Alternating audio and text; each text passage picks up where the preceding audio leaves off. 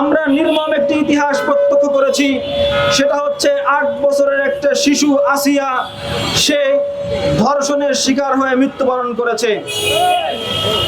আসলে এই ঘটনা বলতে গেলে, এই ঘটনা যখন আমাদের হৃদয়ে স্ফোটে ভেসে ওঠে, আমাদের চোখ অশ্রুসিক্ত হয়, আমাদের হৃদয় বিগলিত হয়, আমাদের বাকরুদ্ধ হয়ে যায়। আসলে আমরা কোন সমাজে বসবাস করি?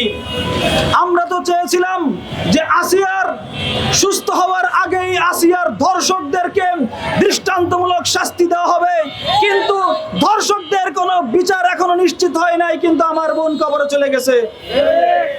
আমরা যখন শরিয়ার কথা বলি, ইসলামী শাসনের কথা বলি, তখন অনেকেই নাক ছিটকায় যে আসলে এই দেশে ইসলাম চলতে পারে না।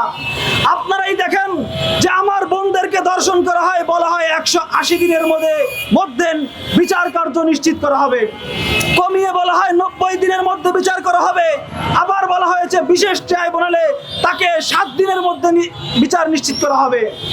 আপনি 7 দিনের মধ্যে বিচার করবেন, কিন্তু আসিয়ার আগেই গতকাল রূপগঞ্জে, পাবনায়, সিরাজগঞ্জে আবারও শিশু ধর্ষণ হয়েছে। যদি ইসলামী বিচার প্রতিষ্ঠিত থাকতো, যদি ইসলামী বিচার থাকতো, তাহলে কি হতো? যখনই ধর্ষণ হয়েছে সাথে সাথে বিচার নিশ্চিত হয়ে যেত, তার মৃত্যুদণ্ড নিশ্চিত হয়ে গেলে সমস্ত ধর্ষকটা ঠান্ডা হয়ে যেত।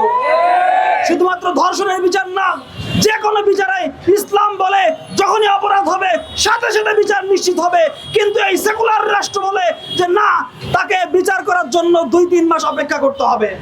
এখন আপনারাই বলেন, ইসলামী বিচার চান নাকি সেকুলার বিচার? ইসলামী বিচার প্রতিষ্ঠা করার জন্য, শরিয়া বিচার প্রতিষ্ঠা করার জন্য বাংলার মুসলমানদেরকে ঐক্যবদ্ধ হতে হবে।